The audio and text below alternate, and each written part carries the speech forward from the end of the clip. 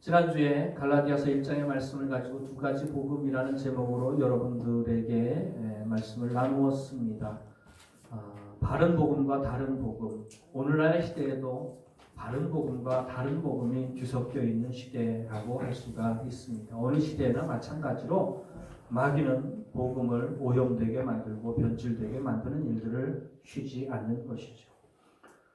오늘 우리가 읽은 말씀 로마서 10장에 있는 말씀에는 바른 복음과 다른 복음에 대하여 다른 표현을 하고 있습니다. 어떻게 표현을 하고 있느냐 하면 자기의와 하나님의 의라는 표현이 나옵니다.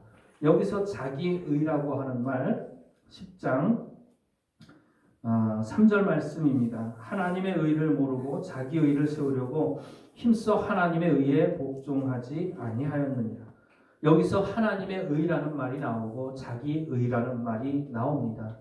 의라는 말은 바르다, 옳다라고 하는 말이고 기준이라는 뜻을 가지고 있습니다. 그러니까 하나님이 옳게 여기는 기준이 하나님의 의입니다. 자기 의는 무엇이겠습니까? 자기가 옳다고 여기는 기준이 자기 의라고 하는 것이죠. 요한 웨슬리 목사님이 1738년 5월 24일 믿음으로 말미암아 구원을 받은 사실을 제가 지난 설교의 마지막에 말씀을 드렸습니다만은 조금 더 자세히 살펴보면 요한 웨슬리 목사님이 1738년 5월 24일 구원을 받기 한 달 전입니다. 한 달 전에 38년 4월 23일입니다. 그러니까 한 달하고 하루니까 약 한 달 정도 전이죠. 그때에 몇 개월간 피터 벨러라는 목사님하고 많은 이야기들을 나눴어요. 독일의 모라비안 교도, 모라비안 파의 목사님입니다. 피터 벨러하고 많은 이야기를 나누는 가운데에 지금까지 웨슬리 목사님이 어렸을 때에 태어나서 지금까지 교육을 받고 진리라고 믿었던 것들, 그러나 하나님의 복음과는 상관이 없는, 하나님의 의와는 상관이 없고 자기 의를 세우려고 애썼던 일들이 계속되어졌던 것이 웨슬리 목사님의 삶이라고 제가 말씀을 드렸습니다. 그리고 1738년 4월 23일 날 웨슬리 목사님이 피터 벨러 목사님하고 많은 이야기를 나누고 내 눈으로 직접 진짜 오늘 이 시대에도 하나님께서 직접적으로 역사하셔서 구원받은 사람들이 있는지 보아야 되겠다 했을 때에 피터 벨러 목사님이 몇 사람을 데리고 옵니다. 그러면서 그 사람들이 한결같이 증언하는 게 뭐냐 하면 하나님께서 내게 순간적으로, 여기서 중요한 건 순간입니다. 구원은 믿음으로 받는데 그 믿음으로 받는 구원은 오랜 시간이 걸려야 되는 게 아니라 그 구원은 순간적으로 받는 거예요. 한순간에 심판받고 지옥의 형벌을 받아 마땅한 인생이 어느 한순간에 갑자기 믿음 가지고 죄 용서받고 구원받는 사람으로 변화되는 사건이라고 하는 것입니다. 한순간에 믿음을 가지게 되었고 하나님께서 자기를 구원해 주셨다는 사실을 확신하게 되었다고 증거를 하게 됩니다. 말하자면 간증을 하게 되죠. 웨슬리 목사님 앞에서 간증을 하게 됩니다. 그러면서 하나님께서는 끈질기게 그 믿음을 요구하는 자에게, 구원받는 믿음입니다. 구원받을 수 있는 믿음을 요구하는 자에게, 구하는 자에게 하나님께서는 반드시 허락해 주신다라고 웨슬리 목사님 앞에 간증을 했습니다. 그러면서 피터 벨러 목사님이 마지막으로 요한 웨슬리 목사님에게 한 말이 뭐냐 하면 구세주가 너를 도우실 때까지 구세주의 문을 떠나지 말아라. 그게 뭐냐 하면 구원하고 안 하고는 누구에게 달려있는 거예요? 하나님께 달려있는 거예요. 그러니까는 우리가 할 수 있는 일은 뭐밖에 없어요? 하나님이 나를 구원해 주시기를 간절히 사모하고 기다리고 기도하면서 하나님 앞에 엎드려 있는 일만 할 수밖에 없는 거예요. 그런데 언제까지 엎드려 있어야 하는 겁니까? 하나님이 나를 구원하실 때까지 엎드려 있어야 되는 거예요. 이걸 한마디로 말하면 기다림이라고 표현을 합니다. 그런데 이 감리교의 특색이 기다림입니다. 감리교는 스스로 구원하는 게 아니에요. 다른 교파는 기다릴 필요가 없어요. 왜냐하면 장로교 같은 경우는 왜 기다릴 필요가 없느냐 하면 하나님이 이미 구원받을 자와 받지 않을 자를 하나님의 전적인 권능으로 이미 정해 놓으셨어요. 그러니까 구원받기를 사모하는 마음을 가질 필요도 없고 구원받기를 기다릴 필요도 없는 겁니다. 이미 구원받은 자와 받지 못한 자가 정해져 있기 때문에 그건 불변하는 것입니다. 근데 장로교에서 이런 교리를 가지게 된 가장 큰 이유가 뭐냐 하면 천주교회에 반대해서 그런 교리를 주장한 거예요. 천주교에서 주장했던 교리가 무엇라고 제가 말씀을 드렸습니까? 구원을 받는데 사람의 공로와 행위가 필요하다. 우리가 열심히 하나님 앞에 봉사하고 헌신해서 시간이 흐르면서 분량이 쌓이고 공로가 쌓이면 어느 순간에 그것이 쌓여져서 우리가 구원에 이르게 된다고 하는 교리를 가진 것이 천주교의 교리입니다. 그러니까 그것에 반대해서 마르틴 루터가 종교개혁을 일으켰는데 그 내용이 뭐냐 하면 사람의 공로로 구원받는 게 아니다. 구원은 하나님께서 하시는 일이다. 사람의 공로가 필요 없다는 얘기를 하는 거예요. 그러니까 그걸 강하게 주장하기 위해서 하나님께서 전적으로 구원받을 자와 멸망받을 자를 정해 놓으셨다는 교리에까지 나아가게 됩니다. 그런데 이게 참 이상한 것이 뭐냐면요. 완전히 극단으로 나아가서 구원은 전적으로 하나님께 달려있다고 주장을 하게 되니까 그것이 전적인 하나님의 능력과 은혜에 의해서 구원받는다는 사실을 주장한 것이 오늘날에는 어떻게 변질이 되었느냐 하면 정말로 전적으로 하나님이 역사하신 적이 없는데도 불구하고 인간이 구원받았다고 스스로 착각하고 믿는 경우들이 발생하게 되었다고 하는 사실입니다. 조금 어려운 문제지만 그렇게 전적으로 하나님의 주권을 강조하다 보니까 그것이 변질이 되어서 인간의 구원을 하나님과 상관없이 인간들이 결정하는 거예요. 말하자면 교회 나오니까 넌 하나님이 택한 사람이야. 넌 세례 받았으니까 하나님이 택한 사람이야. 이렇게 하나님이 구원하신 사실이 없는데도 불구하고 인간 스스로가 구원받았다고 착각하게 만드는 전적으로 인간의 생각과 판단으로 자기 자신이 구원받았다고 착각하게 만드는 대로 변질된 것이 오늘날 장로교의 구원은 전적으로 하나님께 달려있다고 하는 교리의 모순이라고도 할 수가 있겠습니다. 말을 좀 바꾸어서 웨슬리 목사님의 이야기로 넘어가겠습니다. 구세주가 너를 도우실 때까지 구세주의 문 앞을 떠나지 말아라. 우리 함께 한번 따라해 볼까요? 구세주가 너를 도우실 때까지 구세주의 문 앞을 떠나지 말아라. 피터 벨로 목사님이 웨슬리에게 신신당부했던 것이 그것입니다. 오늘날에 전도하고 예수 믿고 구원받았다고 하는 것의 치명적인 약점이 그겁니다. 하나님이 역사하시기 전에 인간 스스로가 자기가 구원받았다고 착각합니다. 제가 전에 있던 교회에 있을 때에 그 교회에 믿음 좋은 학생들이 참 많이 있었어요. 대학교에 다니는 믿음 좋은 학생들이 참 많이 있었는데 그 가운데 CCC 활동을 하는 학생들이 참 많이 있었습니다. 가만히 보면 다 신실하고 믿음이 좋아요. 근데 그 CCC에서 전도하는 전도 책자로 사용하고 있는 것이 사형리라고 하는 것입니다. 근데 그 사형리라고 하는 것에 아주 치명적인 약점이 있습니다. 그게 뭐냐면 구원받고 안 받고를 인간 자신의 결단에 둡니다. 당신이 예수 그리스도를 믿겠습니까? 당신이 예수 그리스도를 구세주로 영접하기로 결단하시겠습니까? 그리고 결단하면 당신이 예수 믿고 구원받은 사람이라고 인정해 주는 것입니다. 많은 전도와의 방식들이 그런 것들을 따르고 있어요. 예수 믿고 교회 나오기로 결단하면 그 사람을 예수 믿고 구원받은 사람으로 인정해 주는 것입니다. 그런데 중요한 건 뭐냐 하면 내가 어떻게 생각하느냐가 문제가 아니라 하나님께서 나를 구원하시는 역사를 행하셔야 한다고 하는 것입니다.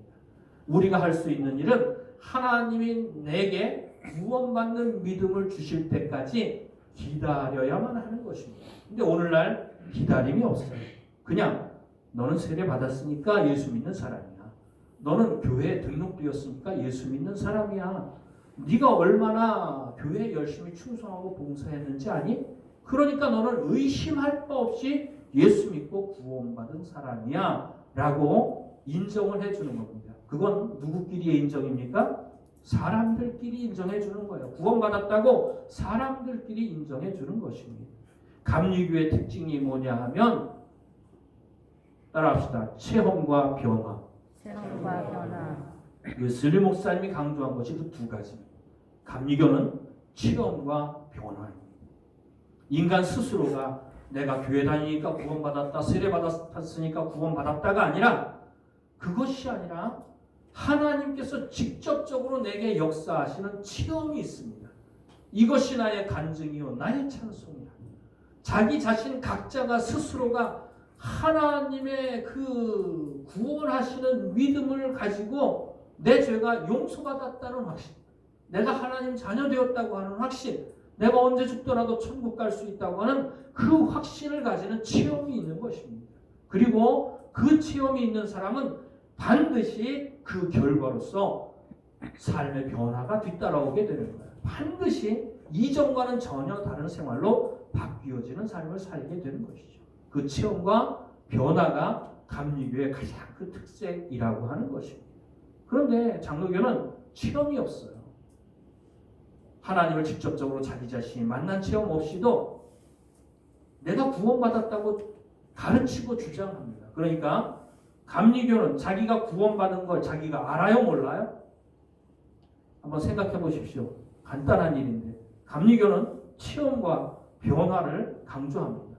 감리교는 자기가 구원받은 걸 알아요, 몰라요? 알아요. 분명하고 확실하게 알아요. 내 마음속에 하나님이 믿음 주시고 내가 용서받았다는 확신 주시고 하나님 자녀 되었다고는 확신을 하나님이 주시는 거예요. 그거 주실 때까지 우리가 어떻게 하는 거예요? 하나님 앞에 기다리는 거예요. 기다리고 기다리는 거예요. 너희가 전심으로 나를 찾고 찾으면 내가 만나리라. 여호와의 눈은 온 땅을 두루 감찰하사 전심으로 자기를 향하는 자를 위하여 능력을 베푸시나니 하나님은 오늘도 온 땅을 두루 감찰하십니다. 그리고 전심으로 자기를 향하는 자를 찾고 계십니다.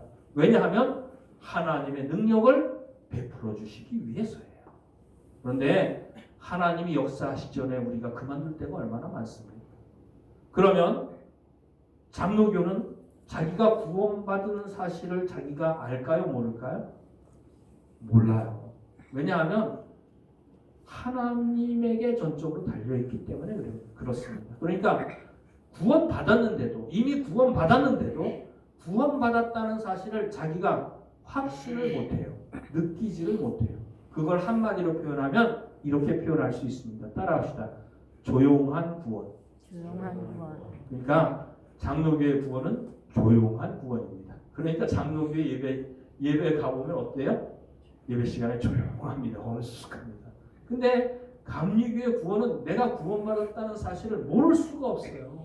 근데 그걸 체험하는 순간에 이건 완전히 하늘을 걷는 기분입니다. 그러니까 기뻐 뛰며 난리를 치고 찬송하고 그렇게 울고 뒹굴고 하는 것이 감리교의 체험과 변화가 있기 때문에 그렇다고 하는 것입니다.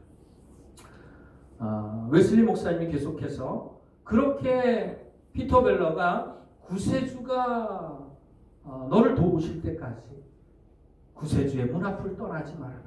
그렇게 기다리는 시간이 한 달여 남짓한 시간이 지났어요. 1738년 4월 23일부터 웨슬리 목사님이 결심을 하게 됩니다. 그 결심한 내용에 대해서 제가 잠깐 읽어보도록 하겠습니다. 나는 이제 철저히 설득되었다. 그리고 그 믿음을 구하되 끝까지 구하기로 하나님의 은혜로 말미암아 결심했다.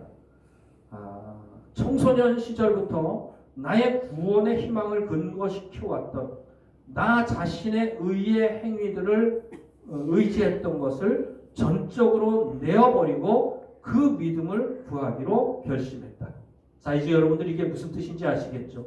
청소년 시절부터 웨슬리는 무엇을 의지했다고 말하고 있습니까? 나 자신의 의를 의지했다고 말하고 있습니다. 하나님이 구원의 길이라고 알려주시고 세운 것을 떠나서 나 자신의 의는 뭐냐 하면 내 힘으로 내 스스로 이것이 진리라고 믿는 거. 그게 뭐예요? 내가 열심히 노력하고 착한 일을 하고 고아와 과부를 돌보고 병자를 돌보고 감옥에 갇힌 사람들을 돌보고 성만찬을 받고 금식을 하고 성경을 읽고 전도를 하고 이런 것들을 해가지고 공로를 쌓아가지고 구원을 받고자 하는 그런 모든 의도를 가지고 행했던 모든 것들, 그것이 한마디로 무엇이라고 표현할 수 있어요? 따라합시다. 나 자신의 의. 자신의 의. 그것이 오늘 우리가 읽은 말씀은 뭐라고 표현되어 있습니까? 자기의라고 표현되어 있다고 하는 것입니다. 나 자신의 의, 자기의를 모두 내어버리기로, 모두 다 내어버리기로 내가 결심했다고 1758년 4월 23일 날 웨슬리 목사님이 기록을 해 놓았어요. 그러니까 내가 지금까지 이것이 구원받는 길이다라고 의지하고 믿고 행했던 모든 것들, 내가 노력해서 구원을 받고자 하는 모든 시도를 다 내려놓겠다라고 웨슬리 목사님이 고백을 합니다. 그리고 난 다음에 다른 모든 은혜의 도구들을 항시 활용하면서 이 믿음을 구하기로 나는 결심했다. 이렇게 얘기를 합니다. 다른 모든 은혜의 도구들을 항시 활용하면서 이 믿음을 구하기로 라고 하는 말은 무슨 뜻이냐면, 은혜의 도구가 뭐냐 하면 예배드리고 기도하고 찬송하고 성경 보고 전도하고 다른 사람에게 구제하고 과부와 고아를 돌보고 옥에 갇힌 사람들을 돌보는 이 모든 일들이에요. 웨슬리 목사님이 1738년 4월 23일 날 자기의 모든 의를 다 버리기로 결심했다고 말을 하는데, 그 이후로도 그 이전과 그 이후에 겉으로 드러나는 생활은 변하지 않았어요. 이전에도 예배드리고 성만찬하고 기도하고 금식하고 다른 사람 돕고 했는데, 이후에도 금식하고 기도하고 예배드리고 성만찬하고 다른 사람 돕는 거 똑같이 했어요. 근데 전적으로 달라진 게 있어요. 1738년 4월 23일 이전에는 예배드리고 찬송하고 기도하고 그리고 다른 불쌍한 사람들을 돌보고 그런 모든 것들을 행함으로 말미암아 내가 조금이라도 구원에 더 가까이 있을 거라는 생각을 가지고 그걸 행했어요. 그런데 1738년 4월 24일 이후에는 이전과 이후가 똑같지만 전혀 다른 의미를 가지고 있습니다. 하나님께서 나를 불쌍히 여겨달라고, 이 모든 것을 행해도 내가 구원을 받는데 조금도 도움이 안 된다는 것을 웨슬리 목사님이 알았어요. 그러나 성경에 예배를 드려라, 기도해라, 찬송해라 했으니 하나님이 하라 하신 것을 행하면서, 그러나 그것이 나의 구원에 조금도 도움이 되지 않을 거라는 사실을 알고 믿으면서 그렇게 행했다고 하는 사실입니다. 많은 사람들이 착각하는 게 이거예요. 웨슬리 목사님이 구원받기 이전과 이후가 겉으로 드러나는 모습이 똑같으니까 구원받기 이전과 이후가 똑같았다. 신의 협동서를 가지고 있었고 자기의 공로 반, 하나님의 은혜 반, 이렇게 구원받았다고 주장하는 신학자들이 참 많이 있습니다만, 아주 확실하고 분명하게 정확하게 웨슬리의 말을 정확하게 파악을 하지 못하는 경우들이 참 많이 있습니다. 그러니까 은혜의 수단들을 활용하면서, 그러나 그 수단에는 아무런 능력과 공로가 없다는 사실을 내가 인정하면서 그 믿음을, 구원받는 믿음을 하나님 앞에 구하기로 결심했다라고 말을 합니다.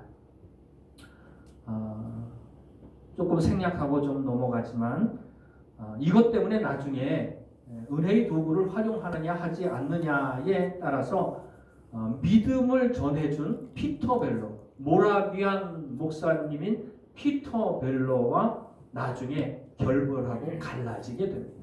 피터 벨로 목사님은 뭐라고 가르쳤느냐 하면 우리가 행하는 모든 것이 소용이 없기 때문에 기도할 필요 없고 금식할 필요 없고 예배드릴 필요 없고 성경 볼 필요 없고 다른 사람 도울 필요 없고 그저 가만히 앉아서 하나님이 나를 구원해 주시는 믿음만 주시기를 우리가 가만히 앉아서 기다려야 된다 라고 주장을 한 것이 피터 벨로 목사님을 비롯한 모라비안파의 주장입니다. 그러나 웨슬리 목사님은 우리가 할 거 하면서 그러나 그걸 행했다고 해서 그게 공로가 되어서 구원받는 게 아니라는 걸 인정하면서 우리가 하나님이 주시는 믿음을 기다려야 된다. 이것 때문에 나중에 모라비안 교도와 갈라서게 되는 일들이 있게 됩니다. 좀 복잡한 일이지만요. 넘어가서 그렇게 한 달여 남짓을 지냈습니다. 그런데 그 한 달 남짓한 동안에 웨슬리 목사님의 생각이 마음이 늘 어디에 가 있을까요? 하나님이 내게 구원받는 믿음을 주셔야 한다는 생각밖에 없었어요. 하루 종일 온종일 아침에 일어나서 잠자리에 들 때까지 아니 밤중에 꿈속에서까지라도 하나님이 내게 구원받는 믿음을 주시기를 바라면서 사모하면서 기도하면서 기다리는 날들이 있었다고 하는 사실입니다. 이것이 중요한 기다려야 됩니다. 하나님이 믿음 주실 때까지 기다려야 됩니다. 저희 온 식구가 코로나 걸렸다가 났습니다. 그리고 저희 아버님 어머님도 코로나를 걸렸다가 났는데 근데 지난주 월요일날 지지난주 토요일날이 어머님 아버님 코로나 그 격리가 해제되는 날이었었거든요. 근데 이틀이 지나고 월요일날 오후에 저한테 전화가 왔어요. 그러면서 아버지가 지금 병원에 왔는데 그 작은 일반 내과입니다. 몸이 내과에 왔는데 뭐 사진 찍어보고 이러더니 약도 안 주고 큰 병원에 가보라 그런다. 그래서 제가 불이 나게 나갔습니다. 나가서 아버지를 모시고 충주 의료원에 갔어요. 응급실로 들어갔는데 5시, 6시가 거의 가까운 시간이라서 응급실로 들어갔는데 응급실로 들어갔다가 1분 만에 나오시더라고요. 그러면서 여기에는 호흡기 내과가 없대요. 그래가지고 다시 모시고 건국대병원으로 가려고 보니까 건국대병원에 일단 한번 전화를 해보자 해서 전화를 했습니다. 그랬더니 건국대병원에는 호흡기 내과는 있는데 호흡기 내과 의사 선생님이 지금 안 계신대요. 낮에만 출근을 하신다는 거예요. 그러니까 내가 충주가 참 사람 살기 좋은 도시라고 내가 얘기를 했는데 그거 바꿔야 될 것 같아요. 아무래도 좋은 병원, 큰 병원인데 가까이로 가십시오, 여러분들. 그러니까 건대병원에도 지금 응급실로 들어가도 그걸 치료해줄 의사가 없다는 얘기예요. 물론 응급실로 들어갈 수는 있지만 치료해줄 호흡기 내과 의사가 없다는 얘기예요. 그래서 원주병원으로 불이 나게 갔습니다. 원주병원으로 모시고 갔는데 원주병원에 가보니까 응급실 앞에 한 7시쯤 돼서 도착을 했는데 완전히 난리가 난 거예요.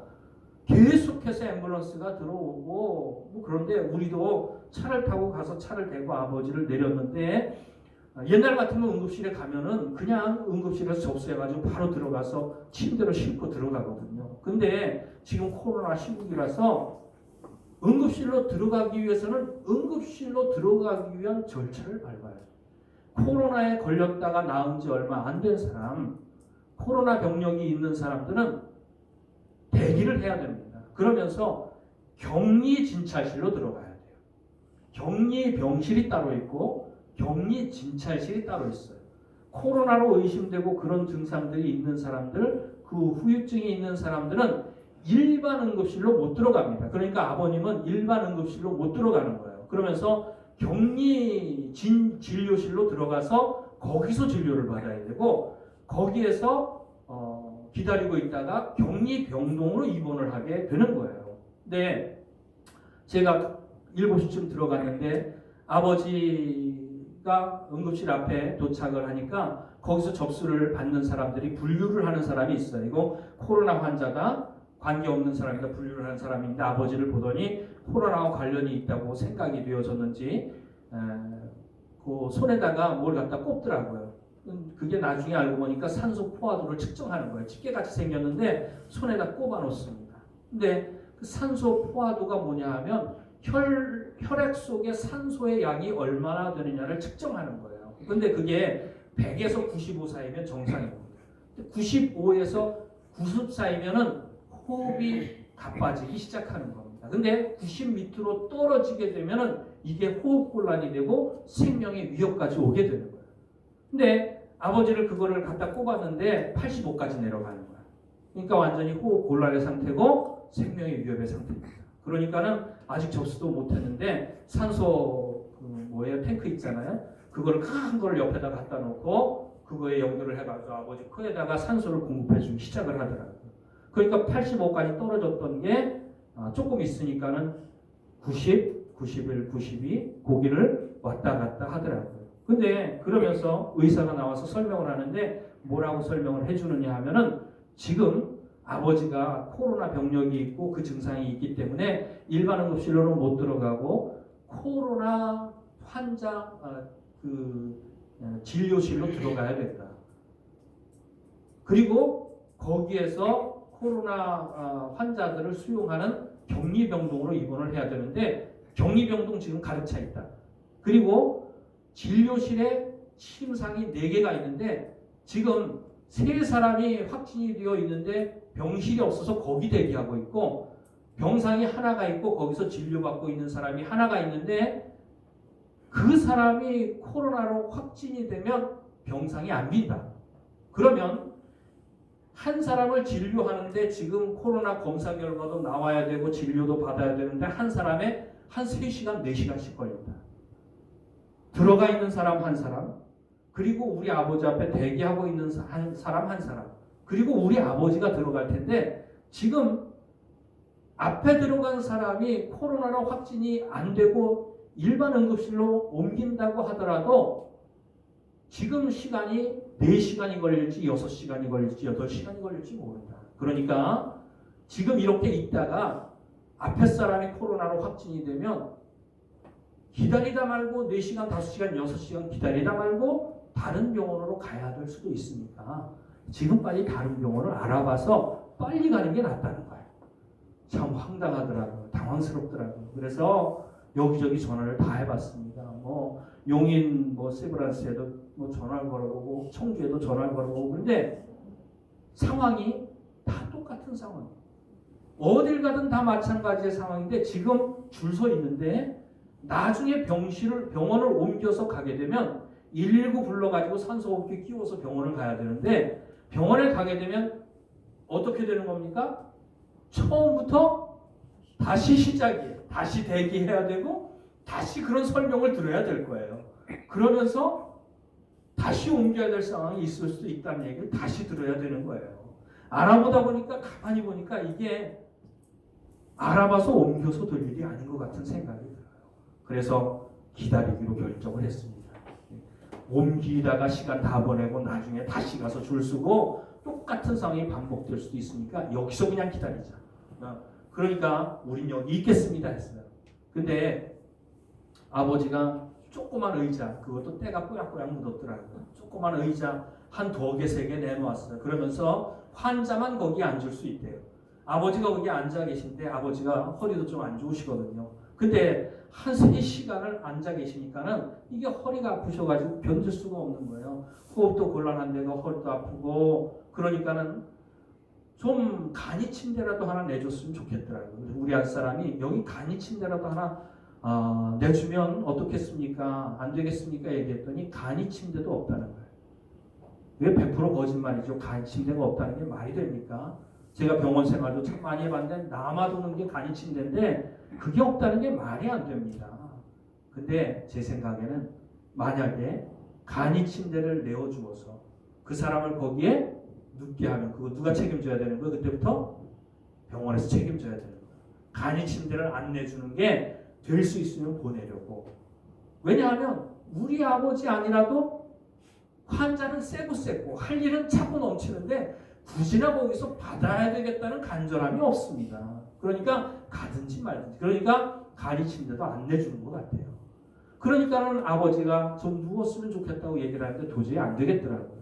그래서 병원 밖으로 나갔습니다. 병원 밖으로 나가서 박스를 주스러 다녔어요. 그러니 그 은박지로 된 깔개 있잖아요. 그게 있는데 다 너덜너덜해진 깔개가 하나 있더라고요. 그거 하나 줍고 또 가다가 보니까는 박스가 쓰레기 버리는 곳에 있더라고요. 그 박스를 한 뭉치기로 주워다가 가지고 올라가가지고 응급실 앞에다가 깔았습니다. 은박지 먼저 깔고 너덜너덜한 은박지 깔고 그리고 난 다음에 박스를 깔고 그 위에 입원할지도 모르니까 가져간 이불을 깔고 그 아버지를 그 위에 눕혔어요. 그리고 이불을 덮어드렸어요. 그랬더니 그 원주 응급실에 기사라 그러더라고요. 배가 뿔로 튀어나온. 네. 그냥 좀 그런 사람이 하나 나와가지고 지금 당장 치우라고 보기 안 좋게 이게 뭐냐고 그렇게 얘기를 하더라고요. 보기 안 좋게. 그때 제가 좀 돌았습니다. 말 똑바로 하시라고. 뭐? 보기 안 좋다고? 아, 그때 제 성질이 나옵니다. 제가 그래가지고 사람이 죽어가고 죽느냐 사느냐의 문제고 환자가 조금이라도 편하게 있는 것이 그 사람의 환자의 상태에 더 좋을 텐데 간이 침대도 내주지 않겠다는데 의자에 앉아가지고 그 힘든 걸 계속 견뎌야만 하냐? 그러니까 박스 깔고 누운 거예요. 그리고 난 다음에 제가 좀 화가 났습니다. 그래가지고 아버지 눕혀놓고 그리고 어머니 아버지는 차에 가서 기다리라고 그러고 아버지 눕혀둔 앞에 제가 책상 다리를 하고 딱 앉아 이러고 있었어요. 거기 응급차가 왔다 갔다 하는데 응급차가 와도 비키지도 않고 그러면서 어느 한 놈이라도 한마디만 해봐라. 완전히 응급실을 다 뒤집어 놓고 말겠다. 이런 표정을 가지고 앉아 있었어요. 그랬더니 5분 있다가 어떤 사람이 아저씨 부르더라고요.